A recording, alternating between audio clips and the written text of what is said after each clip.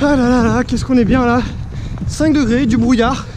C'est parfait pour filmer la FAQ des 10 000 abonnés. Je pense qu'on est très très bien.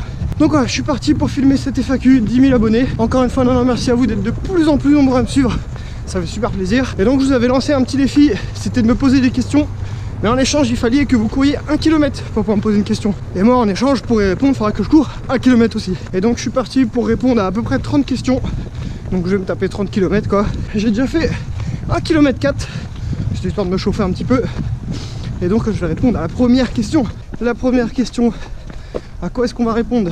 Ah oui, j'ai oublié de vous dire, il y a des gens qui m'ont posé des questions en vidéo. Ça, c'était grave cool. Du coup, bah, je propose qu'on commence par ça. Une petite question en vidéo. Et ça tombe bien parce que c'est une question sur les 10 000 abonnés. Salut Joe, bravo pour tes 10 000 abonnés. Alors moi j'ai une question, avec tout ce que tu as fait, tes marathons, tes courses, etc. de 160 km, est-ce que tu as encore de la motivation à nous produire autre chose?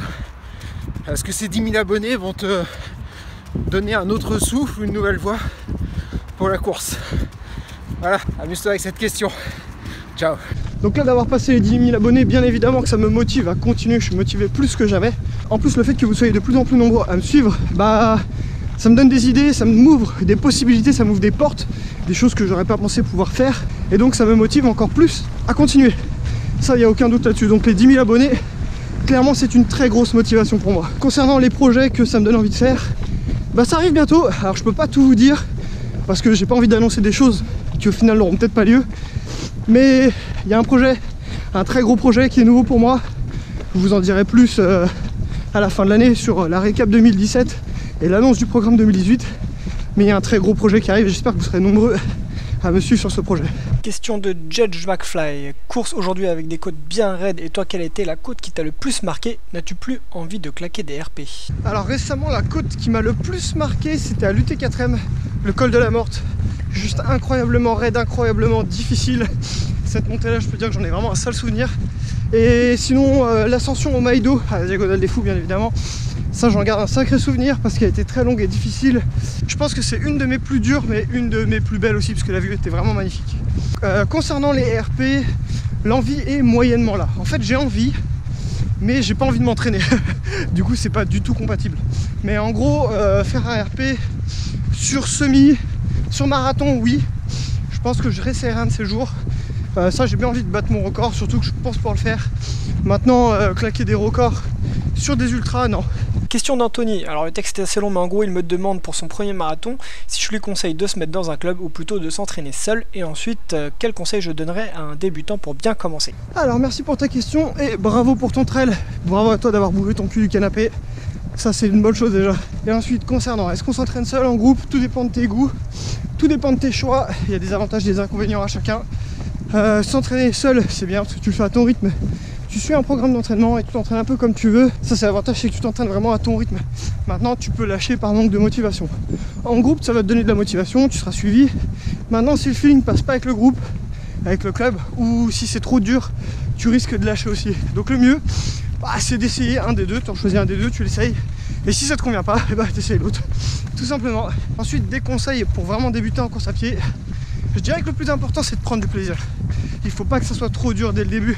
Si c'est trop dur, tu n'auras pas envie de recommencer. Alors que si c'est facile, bah tu retourneras sans trop de problème. Alors on arrive au chemin de fer. Vais-je mourir? Non, ça arrive bon. Donc du coup mon vrai premier conseil c'est ça, il faut pas que ça soit trop dur. Il faut que ça soit facile, que tu prennes du plaisir. Et du coup tu auras envie d'y retourner. Et c'est comme ça qu'on commence à se mettre à courir. Salut Joe, comme tu peux le voir, je viens juste de terminer ma séance. Je t'ai rencontré à Dunkerque quand tu es venu courir pour le JCCV. Bon, j'ai fait 16 bornes, je te le prouverai avec l'application Strava parce que là on verra rien sur la montre. Donc tout simplement je voulais te poser la question, pour toi, quelle est la chose la plus importante à travailler si on souhaite faire la Diagonale des Fous, tout simplement, voilà. Voilà, bah écoute, merci à toi, continue comme ça pour tes vidéos, et encore félicitations pour tes 10 000 abonnés. Alors attention, petit spoiler, mais pendant cette vidéo, on va beaucoup parler de la Diagonale des Fous, ça c'est un truc qui est sûr. Et donc, concernant ta question, je pense que tout dépend de ton objectif déjà, si jamais tu veux finir en un temps donné, ou si ton but c'est juste d'arriver au bout. Fatalement, c'est pas tout à fait la même prépa, tout dépend aussi de tes capacités, ça c'est vraiment propre à chacun. Mais du coup je pense que quelque chose qui est très important c'est le mental, parce qu'il va falloir beaucoup te reposer dessus Mais malgré tout, il va falloir faire beaucoup de volume, beaucoup de sorties longues pour pouvoir préparer ton corps. Parce que même si tu as du mental, si tu te chopes une tendinite, bah ça passera jamais. Donc du coup, je pense que peu importe ton objectif, le mental et faire beaucoup de volume avec du dénivelé, bah c'est ce qui compte. Question d'Arthur qui me demande quand et pourquoi j'ai commencé la course à pied, si j'ai d'autres grosses courses de prévues et est-ce que je compte refaire des J'irai courir chez vous car il adore ce concept. Alors je cours depuis 4 ans environ. Voilà, je me tape 1 km pour cette question, c'est génial. Non mais plus sérieusement, c'est une question qui m'est beaucoup posée aussi. Donc ouais, 4 ans, j'ai commencé essentiellement pour avoir la forme et j'ai continué surtout pour les défis qu'offre la course à pied parce que bah ouais, 250 km dans le désert, traverser une île en diagonale, bah il n'y a que la course à pied qui offre ce genre de défi, hein. Alors en 2018, oui, il y aura des ultras, j'espère qu'il y en ait 2 au moins. Il y en a un qui est confirmé et il y en a un qui est en attente, vous vous en doutez, c'est l'UTMB. Après des ultras comme la Diag et le marathon des sables, comme je te dis, ça prend beaucoup de temps, beaucoup d'argent. Si je pouvais, j'en ferais un par an, mais moi je peux pas. Mais ça serait vraiment bon kiff de pouvoir faire ça. Donc ma prochaine course, ce sera l'Ultra Trail de Montmartre. C'est pas une course officielle, mais ce sera une course très difficile. Elle aura lieu le 28 décembre à Montmartre. 270 allers-retours, des marches côté gauche du funiculaire. Donc autant vous dire que ça va être très très dur. Concernant les J'irai courir chez vous, vous êtes nombreux à me poser des questions sur ce concept. Et je suis super content parce que j'adore le faire. Et à première vue, vous adorez le voir. Et vous avez même encore plus envie, c'est d'y participer. Et ça c'est cool. Donc il y a déjà eu 3 éditions. Il y aura de nouvelles éditions. Ça c'est sûr et certain en 2018. J'espère 2 éditions. Après pour les J'irai courir chez vous, bah, c'est comme pour n'importe quelle course, c'est un budget. Par exemple celui de Dunkerque, heureusement que Sylvain m'a logé. Parce que c'est déjà quasiment plus de 200 €. En comptant le déplacement, en comptant un petit resto. Bah voilà, ça coûte vite cher. Donc plus c'est loin de chez moi, plus c'est cher et plus fatalement c'est compliqué. Mais vous inquiétez pas, il y aura des éditions en 2018 et je espère pas que à côté de chez moi. Que voulais-tu faire comme métier étant jeune? Alors quand j'étais petit, je voulais être paléontologue. Pendant longtemps j'ai voulu faire ça. Je trouvais ce métier assez cool. Et puis quand j'ai vu les études qu'il fallait faire et j'ai vu mes notes, bon je me suis dit qu'il fallait que je trouve autre chose. Mais sinon j'aurais bien voulu faire un truc en rapport avec l'espace parce que je trouve ça vraiment fascinant. Ou avec le nuage. C'est joli le nuage. Happy Day qui me demande depuis combien de temps tu pratiques la course à pied, comment tu t'entraînes et est-ce qu'il y a des courses que tu rêves de faire? Bon, la première question elle a déjà été posée, du coup je vais pas y répondre 2 fois, ça fait 1 km en moins. Mais j'en profite pour vous montrer un peu le décor dans lequel je cours, vous voyez depuis tout à l'heure. Ça vend pas du rêve, hein. Donc c'est pour ça ceux qui habitent à la montagne, vous n'avez pas de raison de pas vous entraîner quoi. Alors ça c'est une question qui revient hyper souvent. Quels sont mes entraînements et comment je m'entraîne? Je pense que je vais faire la réponse en vidéo et après je la sortirai à chaque fois qu'on me posera la question. Je m'entraîne vraiment au feeling, je suis très peu de programme d'entraînement parce que j'ai beaucoup de mal à en suivre, que j'aime pas trop les obligations en fait. Je peux aussi bien courir 1 fois que 6 fois par semaine. Après bien sûr tout dépend de mes objectifs qui arrivent. Quand je prépare un ultra, fatalement bah, je me fais un peu plus violence pour pouvoir m'entraîner. Et souvent bah, j'essaie juste de faire du volume, je fais très rarement de la vitesse, très rarement même. Donc essentiellement du volume et du dénivelé. À côté de ça je fais du hockey sur glace depuis pas mal d'années. Ça va être mon fractionné à moi on va dire. Mais c'est surtout pour le plaisir. Et puis dès que j'ai le temps j'essaie de faire un petit peu de renforcement musculaire. Mais bon ça c'est plus occasionnel quoi. Alors oui des courses qui me font rêver, il y en a vraiment un paquet, il y en a énormément que j'aimerais faire. Mais bon ça pose problème aussi bien qu'en termes de temps pour pouvoir y participer que financièrement. Que parfois même de niveau, surtout même de niveau. Mais pour en citer quelques-unes, eh ben, y a le Tour du Mont Fuji, il y a le Tour des Géants, la Barclay. Alors tu m'as demandé les courses qui me font rêver, hein, pas les courses que j'arriverai à terminer. Mais voilà, ça c'est des courses qui me font vraiment rêver. Il y en a beaucoup d'autres des courses qui me font rêver, il y en a certaines je vous en ai même jamais parlé. Mais j'espère pouvoir un jour vous les présenter. Donc je garde ça un peu secret. Je suis quelqu'un de très secret. Mais ouais non, j'espère pouvoir un jour vous faire la surprise avec ces courses que j'ai en tête. Oh Joe, moi je profite de cette petite séance de running dans la forêt suisse pour te poser une super question. Désolé, ça bouge grave. Attends. Bon, maintenant que t'es ultra populaire avec tes 10 000 abonnés là, est-ce que tu sens pas une petite pression là, un espèce de devoir de responsabilité vis-à-vis des gens qui te suivent? Ou est-ce que tu es toujours no stress en mode j'en ai rien à foutre, je kiffe la vie? Ah, ça c'est une très bonne question. Est-ce que j'ai de la pression maintenant que j'ai 10 000 abonnés? Alors oui et non en fait. En fait d'avoir 10 000 abonnés ça met un peu de pression parce que bah voilà, faut pas que je me déchire, faut pas que je dise des trucs qui pourraient être mal interprétés ou faut pas que je dise de conneries tout simplement. Donc là-dessus j'essaie de faire attention. Maintenant je me prends pas trop la tête parce que je sais que j'ai une communauté qui est réceptive, qui est gentille et qui me suit un peu dans ce que je fais. Donc du coup là-dessus ça me soulage un peu et ça me permet d'y aller sans trop réfléchir. Donc en gros je fais attention à ce que je dis, mais je me prends pas non plus trop la tête. Voilà. Nouvelle question, quand tu as fait la diagonale des fous, est-ce que c'est la plus belle émotion que tu as eue à l'arrivée d'une course? Et hors course à pied, quelle est ton équipe préférée de hockey? Alors oui, la diagonale fait clairement partie de mes arrivées les plus exceptionnelles et les plus pleines d'émotions. Je pense que ça fait partie de mon top 3 de mes courses. Il y a aussi bien sûr le marathon des sables, mais une course auquel on penserait un petit peu moins, et pourtant ça a été une course pleine d'émotions. C'est mon premier marathon. Ouais, premier marathon, c'est quand même quelque chose. Alors oui, effectivement, question qui n'a rien à voir avec la course à pied, mais c'est cool. Mon équipe préférée, c'est les Mighty Ducks. C'est une équipe voilà, que je suis depuis que je suis tout petit, que je kiffe bien, d'où mon tatouage sur l'avant-bras, qu'on ne verra pas parce que je tiens ma caméra et puis surtout je suis en veste. Salut Joe, salut tout le monde, moi c'est Loïc, je viens de Bordeaux.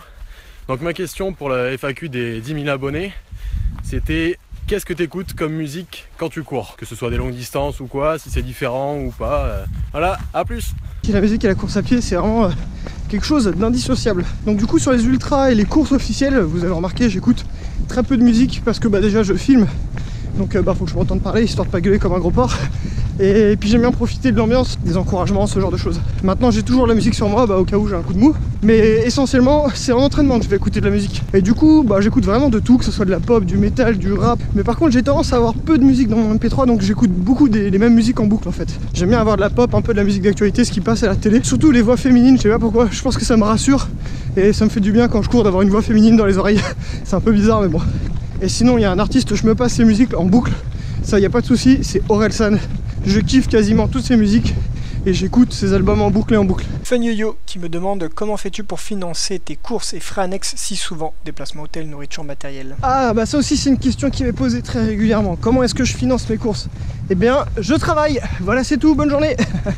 Non je rigole, enfin non je rigole pas parce que je travaille vraiment, mais je vais vous en dire un petit peu plus. Les courses ça représente une très grosse partie de mon budget, de ce que je gagne. Donc après c'est une question de choix en fait, où on met son argent. Donc moi au lieu d'avoir un Samsung ou un iPhone, j'ai un téléphone chinois pas cher. J'ai la même télé dans mon salon depuis 10 ans, donc je m'achète pas une télé à 2000 € en gros. Voilà, c'est vraiment une question de choix. Si ton choix c'est de faire des courses, tu peux trouver le budget. Ça prend du temps, il faut économiser, mais au bout d'un moment ça passe. Et ensuite j'essaye d'être très économe. Là, par exemple New York, j'ai pris le vol le moins cher possible, donc pas de bagages en soute, pas de bouffe. Et ensuite le logement, je suis arrivé la veille de la course et je suis reparti le lendemain de la course. Et j'ai dormi dans un Airbnb où j'ai partagé la chambre avec le mec, 30 $ la nuit. Donc tu vois, je vois vraiment à l'économie quoi. Par exemple la Saint-Élion il y a 2 ans, et j'ai fait pareil pour l'Ultimate Race, j'arrive le jour de la course. Donc te taper le trajet, 6 heures de route en Blablacar avant la course, c'est pas terrible, mais pas le choix. Et souvent je repars le lendemain. Voilà, c'est le seul moyen de pouvoir avoir le budget pour enchaîner autant de courses. Après je vous cache pas, 100% transparent avec vous, que le fait que vous soyez de plus en plus nombreux à me suivre, des fois ça m'offre des dossards, donc comme New York, comme le marathon de Paris aussi. Tous les ans j'arrive à avoir un dossard gratuitement. Vous êtes aussi parfois nombreux à me loger, comme Sylvain à Dunkerque. Il y a aussi Picsou qui m'a logé pour l'UT4M, et ça c'est sûr que ça m'aide beaucoup dans mon budget. Et après pour le matos, pareil, des fois j'ai des marques qui me passent des chaussures, donc ça m'évite d'acheter, mais sinon je vais au moins cher et au meilleur. Je vais à Decathlon, Kalenji, voilà, c'est dans mon budget et voilà, il n'y a pas de secret. Il faut juste savoir où est-ce que tu veux mettre ta thune quoi. Et moi j'ai choisi les courses au grand désespoir de ma femme. Et j'en profite tant qu'on y est pour vous dire que vous pouvez me soutenir. Et oui, c'est magnifique. Voilà, il y a Tipeee, il y a Utip, et il y a aussi moyen de me soutenir sans dépenser d'argent, comme avec le lien affilié Amazon. Vous achetez sur Amazon, moi ça me rapporte un petit pourcentage, ça change rien pour vous. Et le même principe avec iGraal. De toute façon, tout est en description des vidéos, tout est indiqué. Voilà, si vous voulez me soutenir, ça me fait super plaisir et ça soutient la chaîne. Voilà. Quelle est ou quelles sont tes plus belles images que tu as capturées durant une course ou un voyage sportif? Merci à toi Hugo de ne pas avoir mis 24 questions. C'est vraiment très gentil de ta part.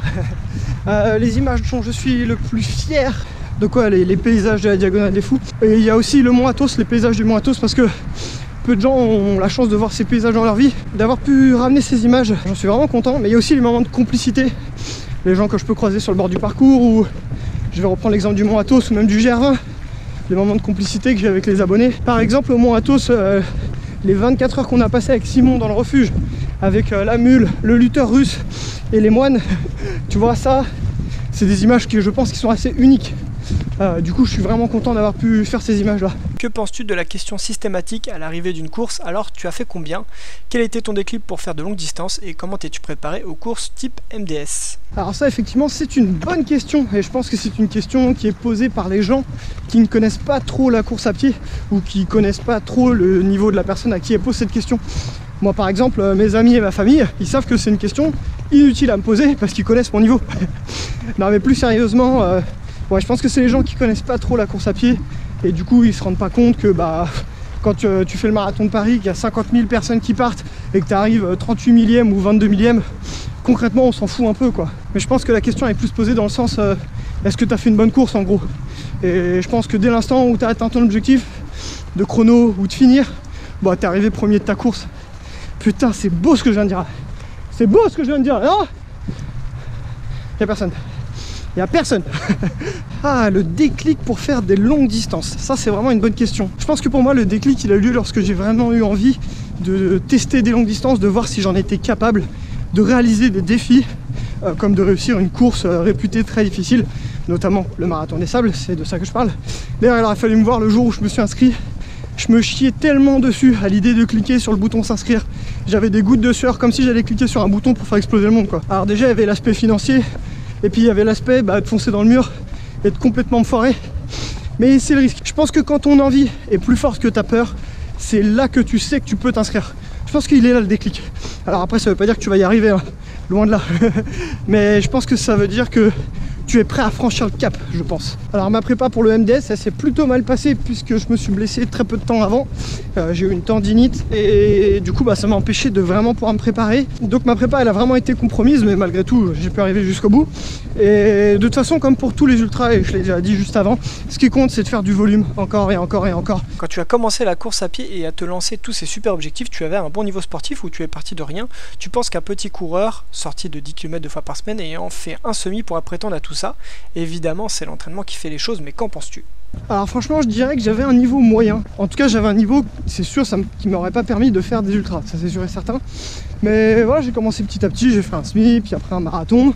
Puis ensuite je me suis demandé si je pouvais aller plus loin, donc j'ai fait un 80, puis un 100 et la suite après tu la connais.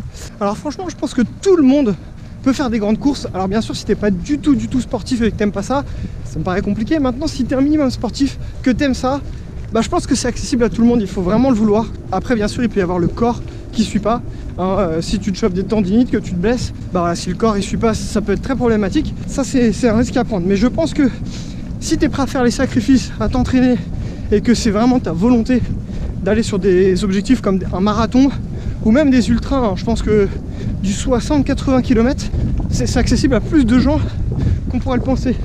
À mon avis il y a beaucoup de gens qui se sous-estiment. De toute façon le truc qui est sûr c'est que le meilleur moyen de savoir c'est d'essayer. Au pire t'abandonnes et bon ça n'a jamais tué personne, ça c'est pas bien grave.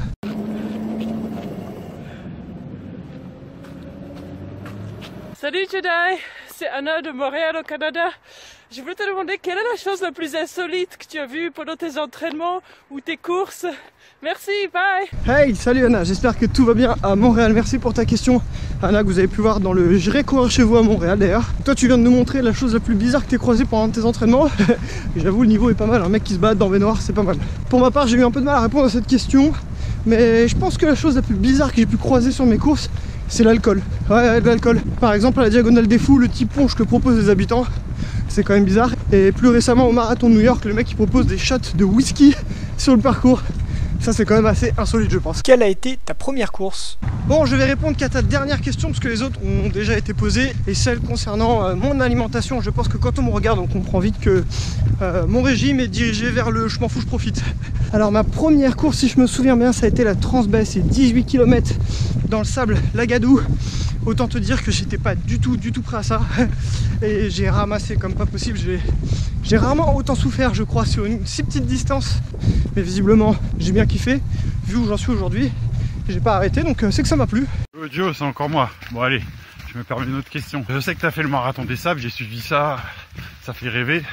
Maintenant qu'ils essayent de décliner ça sur d'autres formats, avec le marathon des sables Fuerteventura, le marathon des sables, je crois que c'est au Chili ou au Pérou. Est-ce que, je sais que tu es motivé pour refaire une session marathon des sables un jour, mais est-ce que ce qui t'intéresserait c'est aussi de de tester les nouveaux formats de course qu'ils proposent, où tu restes focalisé sur le marathon des sables dans sa version classique? Ça, c'est une bonne question. Alors, notre dernière question en vidéo, et c'est une très bonne question. Alors effectivement, le MDS, moi j'ai vraiment surkiffé le marathon des sables. C'est vraiment un format que j'ai adoré de courir pendant une semaine, d'être coupé du monde. Par contre, ce que j'ai gravement kiffé, c'est le prix. Donc du coup, refaire ce genre de course, ce genre de format, bah oui, carrément, j'en ai vraiment très envie. Maintenant, comme je viens de le dire, le prix m'empêche de pouvoir y participer comme j'aimerais. Et concernant les autres destinations, bah vu que c'est le format que j'ai vraiment kiffé, les autres destinations me tentent carrément sans problème. Quel est le plus beau trail ou ultra que tu aies couru? Le plus difficile, celui que tu ne referais pas? Alors je dirais que les plus beaux trails, c'est souvent les plus durs. Alors même si bien sûr on peut trouver, et heureusement, de magnifiques trails avec des distances raisonnables. Mais pour moi, je dirais sans grande originalité que mes plus beaux trails ont été mes trails les plus durs. Donc la Diagonale des Fous et le Marathon des Sables. Réponse pas du tout originale, mais bon, je pense que c'est la vérité quoi. Et le trail que je ne referai jamais, je pense que c'est l'Ultramarin, 177 km. Alors pourtant c'est une course pas mal, hein. Il y a des beaux paysages, elle est pas trop dure parce que c'est tout plat, mais justement ça a été trop long en fait, trop long, ça a duré 37 heures. Pourtant c'est pas ma plus longue, mais cette course elle m'a paru durer une éternité. Et pourtant il y a des bons trucs quand même, hein. Le tour en bateau au milieu de la course, franchement c'est cool. Mais ouais, trop long et... Non, cette course-là, je pense que je la referai pas. Et voilà le dernier kilomètre. Est-ce qu'un jour tu pourras faire un running vlog ou un J'irai courir chez vous dans le sud de la France, par exemple les Pyrénées-Orientales? Donc le dernier kilomètre pour la dernière question, et on termine sur une très bonne question puisqu'elle concerne le running vlog. Donc vous êtes nombreux à m'envoyer des messages à propos de ce concept et ça tombe très bien parce que je kiffe le faire. Donc le running vlog, petit rappel pour ceux qui connaissent pas, je pars avec 2 abonnés en randonnée à travers le monde. Alors pour l'instant c'était essentiellement en Europe. Est-ce qu'il y aura d'autres éditions? Oui, je vous le confirme, en 2018 il y aura des éditions. Donc jusqu'à maintenant je faisais qu'une édition par an. Et en 2017, donc j'ai fait l'édition du Mont Athos. Et ensuite j'ai fait une petite édition au Luxembourg avec ma femme et sa meilleure amie. Et en fait en 2018 je pense renouveler le concept. Donc une édition en Europe et une édition en France qui sera un petit peu plus courte, qui va durer 3-4 jours par exemple. Donc du coup, pourquoi pas les Pyrénées-Orientales? Tout à fait, c'est possible. Mais bon, fatalement, vous vous en doutez, le running vlog, si je pouvais, j'en ferais plus souvent. Mais comme pour les J'irai courir chez vous et comme pour n'importe quelle course, ça représente vite un gros budget. J'essaye toujours de le tirer vers le bas déjà pour que ce soit accessible au plus de monde possible, que tout le monde ait sa chance de s'inscrire et de participer. Mais voilà, ça représente quand même un budget fatalement de voyager. Heureusement que quand on randonne à la Belle Étoile, ça coûte rien du tout. Comme ça fait descendre un peu le budget. D'ailleurs, concernant le running vlog et aussi le J'irai courir chez vous, si vous avez des idées de destination, n'hésitez pas à me les mettre en commentaire. Et une dernière chose concernant uniquement le running vlog, j'aimerais bien changer le nom parce que je trouve que le nom représente pas très bien le concept. Donc on m'a déjà donné des idées sur Facebook, mais si vous en avez, n'hésitez pas à mettre ça en commentaire aussi de cette vidéo. Et puis je prendrai celles qui reviennent le plus et celles qui me plaisent. Et je ferai un petit sondage pour essayer de changer le nom du running vlog et mettre quelque chose. On m'avait parlé par exemple de rando vlog. Voilà, je trouve que c'est un peu plus représentatif. Oh, bon voilà, je m'arrête. 30 km les amis, 30 km. Pour répondre à vos questions, normalement j'ai rien oublié. J'ai répondu à toutes les questions. Je pense que cette vidéo doit déjà être assez longue, donc on va pas s'éterniser. J'espère que ça vous a plu, moi en tout cas ça m'a beaucoup plu de tourner cette vidéo. Je pense que vous l'avez remarqué, j'ai beaucoup tourné en rond et malgré tout c'est passé vite. J'ai mis 3 heures pour faire ces 30 km à une demi-heure près. Ah c'est bon, je chipote pas. Donc voilà, c'était très sympa pour moi. J'espère que pour vous aussi ça vous a permis d'en apprendre un peu plus sur moi et puis sur les projets qui nous attendent. Même si je vous le rappelle, à la fin de l'année on se retrouve pour une vidéo récap 2017 et surtout annonce de tous les projets 2018. Bon, je te remercie beaucoup d'avoir regardé cette vidéo. Encore merci pour les 10 000 abonnés, on continue. Donc bien sûr, n'hésite pas à t'abonner, à mettre plein de kilomètres au pouce bleu. Je te fais des gros bisous et je te dis à très bientôt pour une prochaine vidéo. Ciao. Tiens, je vais faire un petit peu de toboggan moi pour récupérer, ça va être sympa ça.